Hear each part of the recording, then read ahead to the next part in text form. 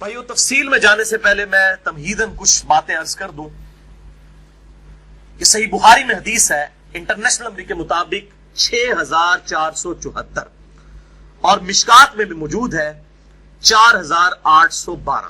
بخاری میں 6474, مشکات میں 4812.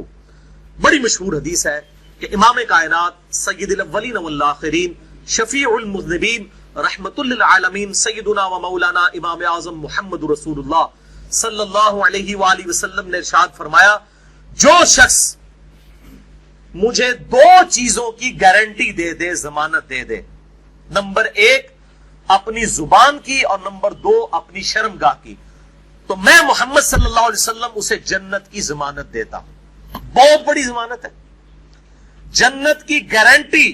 آپ صلی اللہ علیہ وسلم نے فرمایا مجھ سے لے لو اگر تم اپنی زبان کی اور اپنی شرمگاہ کی حفاظت کرو.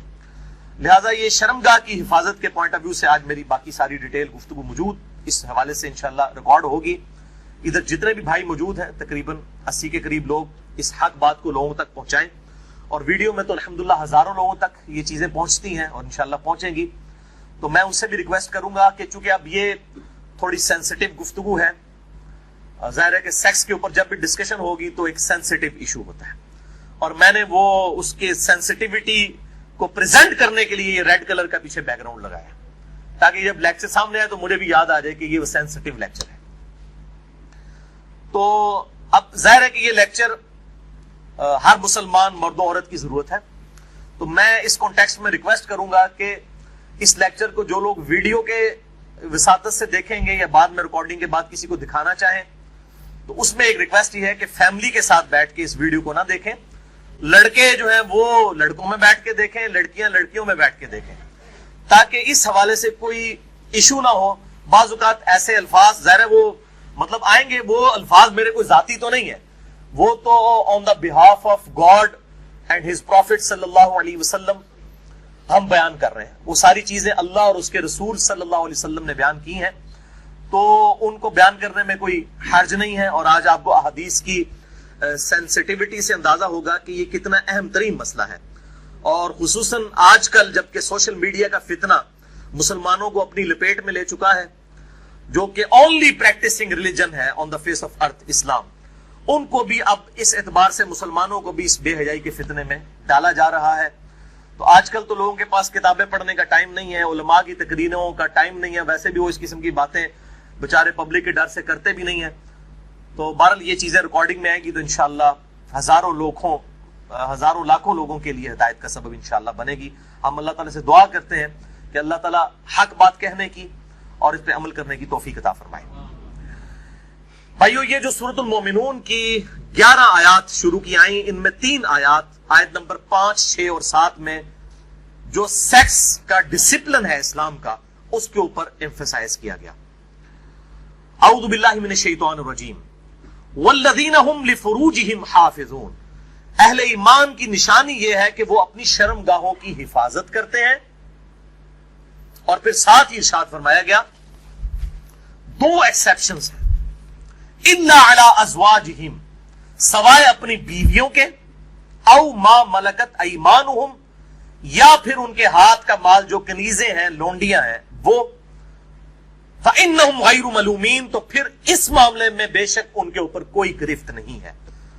فَمَنِ ابْتَغَىٰ وَرَاءَ ذَلِكَ، اور جو کوئی ان 2 راستوں کے علاوہ کوئی بھی راستہ اختیار کرے گا، کوئی بھی تیسرا راستہ، فَأُولَٰئِكَ هُمُ الْعَادُونَ، تو ایسے لوگ اللہ کی حدوں سے پھلانگ جانے والے ہیں، اللہ کی حدوں کو توڑنے والے ہیں. وَلِعَوْذُ بِاللَّهِ تَعَالَىٰ. بھائیو ان آیات سے بالکل واضح ہو گیا کہ اہل ایمان کی شرمگاہوں کا جائز استعمال صرف اپنی بیویوں اور اپنے ہاتھ کا مال لونڈیوں اور کنیزوں کے ساتھ ہے، جو جنگی قیدی ہوتی ہیں، اور وہ بھی سب عورتیں نہیں، ایسی عورتیں کہ جو جنگ میں مسلمانوں کے ساتھ لڑنے کے لیے آئی ہوتی ہیں. اب یہ ایک ڈیٹیل سے الگ ٹاپک ہے، چونکہ یہ ابسلیٹ ہو چکا ہے اس وقت کافی حد تک یہ معاملہ، اس لیے لونڈیوں کے حوالے سے میں آج ڈسکشن نہیں کروں گا اس پہ، تو علیحدہ سے پھر 1.5-2 گھنٹے چاہیے. بہرحال کسی کو شوق ہو تو اس حوالے سے ایکسکلوسیو کام، امت لیول کا کام ایک شخص نے کیا ہے، اور وہ ہیں مولانا مودودی رحمہ اللہ المتوفا 1979 عیسوی. انہوں نے اپنی ینگ ایج میں, جب ان کی عمر صرف 22 سال تھی, میری الحمدللہ اس وقت 39 سال ہونے والی ہے اور لیونر ایئرز کے اعتبار سے 40 سال ہو چکی ہے. 22 سال جس وقت ان کی عمر تھی, انہوں نے کتاب لکھی الجہاد فی الاسلام, جس پہ تقریر ڈاکٹر اقبال نے لگائی تھی, اور انہوں نے کہا کہ یہ شخص مستقبل میں مسلمانوں کو لیڈ کرے گا, اور واقعی لیڈ کیا. تو الجہاد فی الاسلام میں انہوں نے جو لونڈیوں کا کنسپٹ ہے, اور اس حوالے سے پوری دنیا میں فتنہ ہمیشہ اٹھایا جاتا ہے. آج کل کچھ ویڈیوز بھی آئی ہیں, مجھے بھی کافی لوگوں نے بھیجی. ایک وہ غیر مسلم ہے, اس وقت مرتد ہو چکا ہے, مسلمان تھا 16 سال تک وہ مسلمان رہا, اس کے بعد وہ ارتداد کا شکار ہوا, اور اس نے مسئلہ یہ لونڈیوں والا اٹھایا ہے. حالانکہ وہ بالکل آؤٹ آف کانٹیکسٹ, کچھ چیزیں کچھ اور ہیں, ان کو بگاڑ کے پیش کیا جاتا ہے. بہرحال الجہاد فی الاسلام پڑھیں, مولانا مودودی کی کتاب.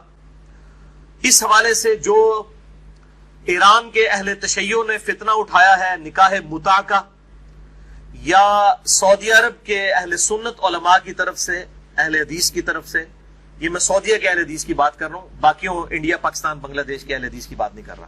انہوں نے نکاح مسیار کے نام سے, آپ نام ہی دیکھیں, نکاح مسیار, آسانی والا نکاح. نکاح متع, متع کہتے ہیں نفع اٹھانے والا. تو بالکل انہوں نے بس نام چینج کیا, بلکہ اگر مجھ سے پوچھیں تو نکاح مسیار جو ہے وہ نکاح متع سے بھی بدتر ہے. نکاح متع کے اندر تو نکاح کرتے وقت طے کیا جاتا ہے کہ میں تم سے 3 دن کے لیے یا 3 مہینے کے لیے نکاح کر رہا ہوں. نکاح مسیار میں مفتی اعظم سعودی عرب جو 66 سال تک رہے, ابن باز رحمہ اللہ, اللہ تعالیٰ ان کی غلطیاں معاف کرے, کہ جو اتنا بڑا بلنڈر وہ کر کے گئے, انہوں نے یہ فتویٰ دیا کہ جو سعودیہ کے بچے پڑھنے کے لیے فورن ملکوں میں گئے ہیں تو وہاں جا کے عورتوں کے ساتھ شادیاں کر لیں, لیکن ان کو بتائیں نا کہ کتنے عرصے کے لیے رکھنا ہے, بس یہ کریں کہ جتنے عرصے کے لیے تعلیم ہے اپنے ذہن میں سوچ لیں کہ ان کے بعد طلاق دے دیں گے. حالانکہ نکاح کا مقصد تو خاندانی ایک نظام کو وجود بخشنا ہے, نہ کہ شہوت کی تسکین ہے. اس کو تو بڑا کنڈیم کیا گیا اسلام کے اندر. تو بہرحال انہوں نے کہا کہ جی وہ نکاح متع میں تو طے کیا جاتا ہے, نکاح مسیار میں جو ہے وہ ذہن میں سوچا جاتا ہے, غرر اور دھوکے والا معاملہ کیا جاتا ہے. یہ دونوں قطعاً حرام ہے. نکاح متع کسی حد تک موجود تھا, بخاری اور مسلم میں احادیث موجود ہے, اور بخاری اور مسلم میں ہی مولا علی علیہ السلام سے احادیث موجود ہے کہ قیامت تک کے لیے یہ نبی صلی اللہ علیہ وسلم نے منع فرما دیا. تو یہ علماء یہود کا کردار ایسے علماء ادا کرتے ہیں, خواہ اہل سنت میں ہو خواہ اہل تشیع میں. جو اصحاب سبت والا معاملہ ہوا, مچھلیوں کے شکار والا, اس طریقے سے انہوں نے یہ جو ہے نکاح انٹروڈیوس کروائے ہیں. اس حوالے سے میرا ایک ایکسکلوسیو کلپ بھی ہے تقریباً 8 منٹ کا, وہ 50,000 سے زیادہ لوگ یوٹیوب پہ دیکھ چکے ہیں. اس کے علاوہ بھی بڑا عام ہوا میرا جو قرآنک لیکچر نمبر 52 تھا, 2011 میں ریکارڈ ہوا تھا, 8 سے 5 سال پہلے. اس میں ایک کلپ کاٹ کے چڑھا ہوا ہے. آپ اگر لکھیں یوٹیوب پہ جا کر شیعہ کا نکاح متع اور سنی کے نکاح مسیار کی حقیقت, آپ یہ رومن میں لکھیں, بلکہ آپ شیعہ کا نکاح متع یہ لکھ دینا تو میرے ہی کلپ ٹاپ پہ کھلے گا, کیونکہ سب سے زیادہ کلپ وہی دیکھا گیا. تو میں نے اس کے اندر جو ہے وہ اس پوائنٹ آف ویو سے گفتگو کی ہے. آج میں اس کی ڈیٹیل میں نہیں جاؤں گا. بھائیو, ان 3 آیات کی روشنی میں سورۃ المومنون آیت نمبر 5 سے لے کر 7 تک بالکل اللہ تعالیٰ نے واضح طور پر فرما دیا کہ شرمگاہ کا استعمال ایک مسلمان مرد اور عورت میاں بیوی کے ریلیشن شپ میں یا لونڈیوں والے معاملے میں ہو سکتا ہے. اس کے علاوہ اس کی قطعاً اجازت نہیں, خواہ نکاح متع ہو خواہ نکاح مسیار ہو. تو بھائیو, جو شرمگاہ کا استعمال ہے صرف 2 صورتوں میں جائز ہے. اس میں سے بھی اب ایک صورت ہی پریکٹیکلی باقی رہ گئی ہے, وہ بیویوں کے ساتھ, اور دوسرا لونڈیوں کے ساتھ.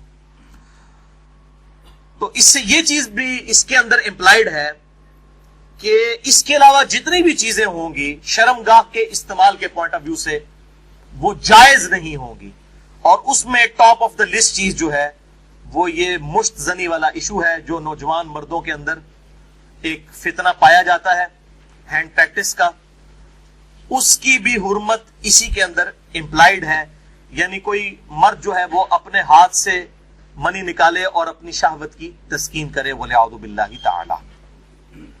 اور اسی قسم کے ایشوز فیمیلز کے اندر بھی پائے جاتے ہیں. اس کی ڈیٹیل میں جانے کی ضرورت نہیں ہے, اشارتاً بات ہی کافی ہے. تو اسی کانٹیکسٹ میں بعض علماء کی طرف سے، آج کل کے کچھ جدید علماء ہیں، ان کی طرف سے فتاوا اور کچھ بزرگوں کے فتاوا پیش کیے جاتے ہیں، وہ سب کے سب بے سند اور فضول قسم کے فتاوا ہے۔ کوئی بھی فتوا جو کتاب و سنت کے واضح دلائل کے اگینسٹ ہوگا وہ قطعاً ایکسیپٹیبل نہیں ہوگا، خواہ وہ کسی بڑے سے بڑے امام کا ہو، بڑے سے بڑے فلاسفر کا ہو، بڑے سے بڑے عالم دین کا ہو۔ اور اسلام کا ایک مزاج ہے حیا کے پوائنٹ آف ویو سے، وہ ہر مسلمان کو پتا ہے، اس میں قطعاً کوئی گنجائش نہیں بنتی اس قسم کے کوئی برے فعل کی کہ کوئی شرمگاہ کے ساتھ اس طریقے سے کھیلے۔ تو یہ جو شرمگاہ والا معاملہ ہے اور مشت زنی والا جو ایشو ہے میرے بھائیوں، یہ نہ صرف حرام ہے یا چلے کوئی احتیاط کے اندر الفاظ استعمال کرے تو مکروہ تحریمی، بلکہ یہ گناہ بھی ہے، اور گناہ کبیرہ زنا کی طرف لے جانے والا ہے۔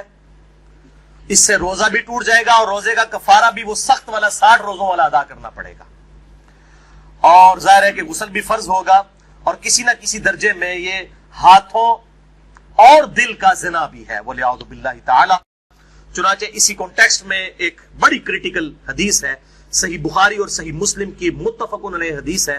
صحیح بخاری میں 6612، صحیح مسلم میں 6754 اور مشکات میں بھی 86 نمبر پہ یہ حدیث موجود ہے کہ آپ صلی اللہ علیہ وسلم نے فرمایا کہ آنکھ کا زنا دیکھنا ہے، کانوں کا زنا سننا ہے، بے حیائی کی باتیں سننا، زبان کا زنا بولنا ہے، فحش گفتگو کرنا، ہاتھوں کا زنا پکڑنا ہے، ٹانگوں کا زنا چل کر جانا ہے، اور نفس تمنا اور آرزو کرتا ہے اور شرمگاہ اس کی تصدیق کر دیتی ہے وَلِعَوْذُ بِاللَّهِ تعالی۔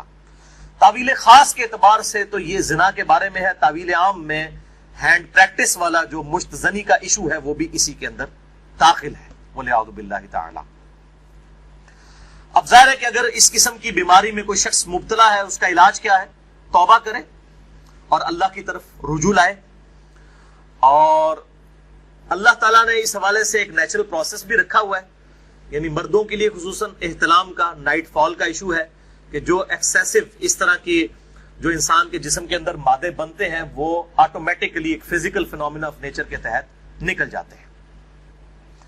بہرحال اپنی شہوت کو کنٹرول کرنے کے لیے آپ صلی اللہ علیہ وسلم نے علاج تجویز فرمایا، سب سے بڑا علاج، اور وہ ہے نکاح۔